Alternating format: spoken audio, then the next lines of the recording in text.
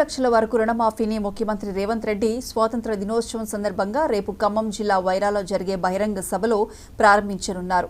ఆ వెంటనే రైతుల ఖాతాల్లో నిధులు జమ కానున్నాయని అధికారులు చెబుతున్నారు. సీఎం రేవంత్ రెడ్డి హైదరాబాద్లో 15 ఆగస్టు వేడుకల్లో పాల్గొన్న తర్వాత హెలికాప్టర్లో వైరాకు పయనమవుతారు. అక్కడి సీతారామ ప్రాజెక్టు ప్రారంభోత్సవం అనంతరం జరిగే బహిరంగ సభలో రుణమాఫీని ప్రకటిస్తారు. రుణమాఫీకి అర్హులైన ఖాతాలు మొత్తంగా 32.50 లక్షలు ఉన్నట్లు వ్యవసాయ శాఖ గుర్తించింది. ఈ మేరకు ప్రభుత్వం బడ్జెట్లో నిధులు కేటాయించింది.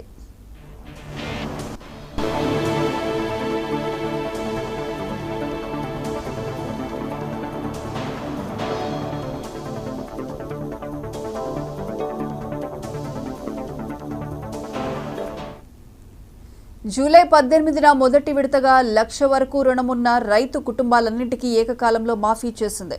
11,14,412 మంది రైతులకు 6,034 కోట్ల రూపాయలను విడుదల చేసింది.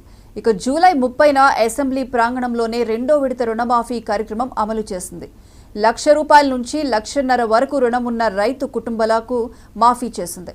ఈ కేటగిరీలో దాదాపు 6,40,823 మంది రైతుల ఖాతాల్లో 6,190 కోట్లు జమ చేసింది.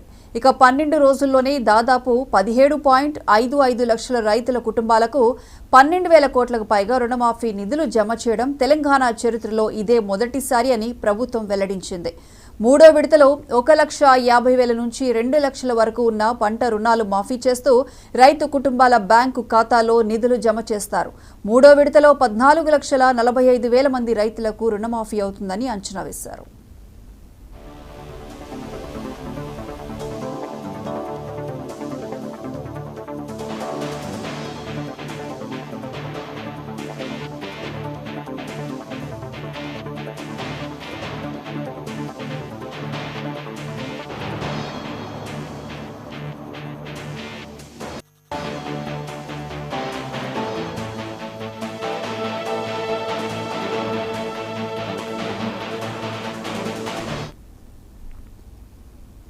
భారత రెజ్లర్ వినేష్ ఫోగట్ తీర్పును